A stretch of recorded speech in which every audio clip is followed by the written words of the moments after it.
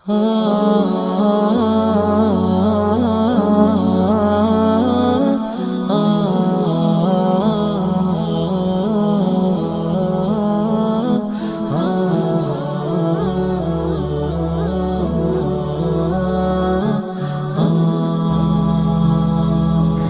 Subhanahu wa ta'ala memfardukan saum atau mewajibkan puasa kepada kita semua selaku orang-orang yang beriman. Tentu ada tujuannya, tentu ada maksud tertentu. Apa tujuan Allah Subhanahu wa ta'ala memfardukan saum kepada kita?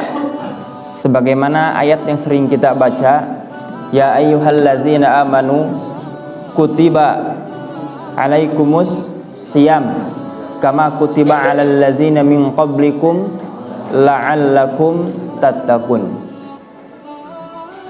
Wahai orang-orang yang beriman, setiap orang yang dalam hatinya ada keimanan maka harus merasa terpanggil dengan panggilan Allah Subhanahu wa ta'ala.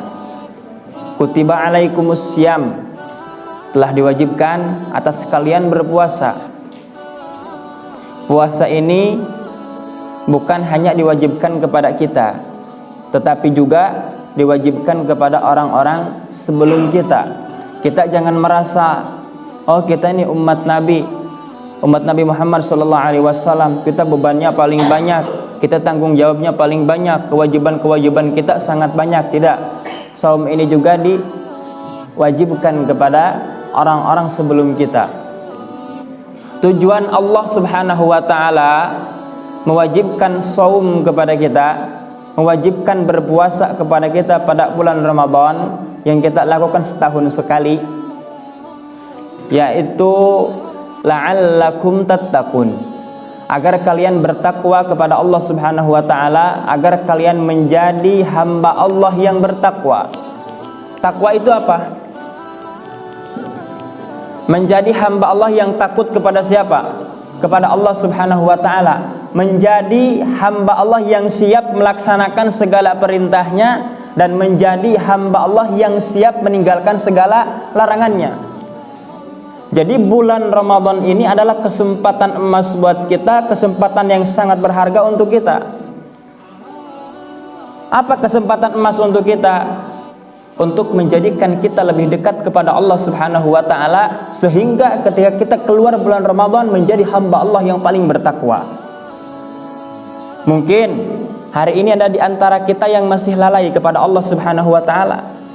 Di antara kita jarang berzikir, di antara kita jarang yang baca Quran. Paling baca Quran pas malam Jumat, itu juga baca Yasinan. Mungkin ada di antara kita yang baca Quran ya hanya ketika disuruh untuk tilawah maju saja. Selain itu waktunya habis untuk urusan dunia, waktunya habis untuk hal yang sia-sia.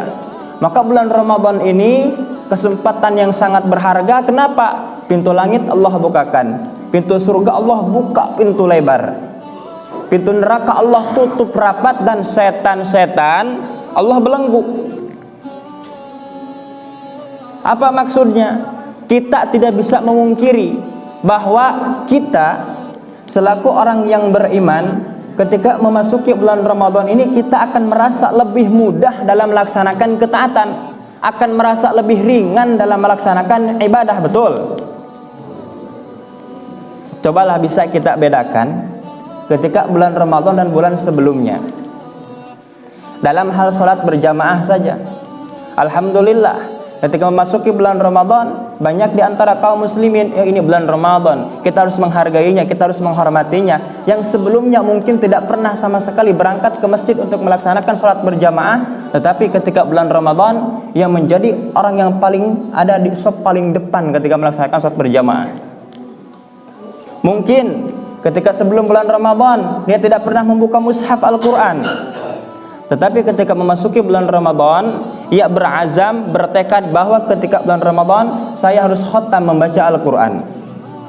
Mungkin di antara kita ketika sebelum memasuki bulan Ramadan, dia malas untuk datang ke majelis ilmu, dia malas untuk duduk mendengarkan nasihat-nasihat para ustadz. Tetapi ketika dia bulan Ramadan, ketika datang bulan Ramadan, dia berazam untuk selalu mendengarkan tausiah, nasihat, ceramah-ceramah para ustadz di masjid. Itu adalah salah satu keberkahan bulan Ramadan yang setiap orang tidak bisa memungkirinya. Apalagi masalah makanan, apalagi masalah minuman, tidak disangka-sangka banyak orang yang mengasihi kepada kita. Betul, itu adalah salah satu bentuk keberkahan. Tapi ingat, tujuannya apa tadi? La'allakum tattaqun, supaya kalian menjadi orang yang bertakwa kepada Allah Subhanahu wa taala. Sangat rugi kita sebulan penuh melaksanakan puasa capek-capek, dari mulai terbitnya fajar shadiq sampai terbenamnya matahari, kita harus menahan lapar, kita harus menahan minum, kita harus meninggalkan semua yang akan membatalkan puasa, kita tinggalkan.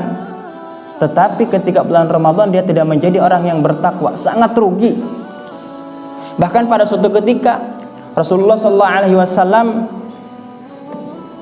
tengah berbicara di hadapan para sahabatnya di atas mimbar.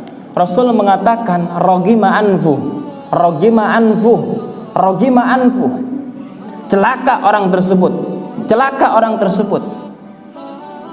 Para sahabat ini penasaran, ya Rasulullah, siapa yang dimaksud orang celaka itu? Siapa yang engkau maksud dia adalah orang celaka?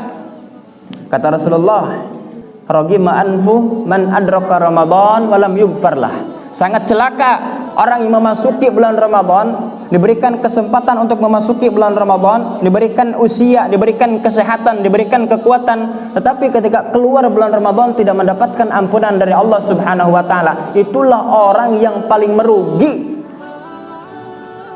setelah keluar dari bulan Ramadan.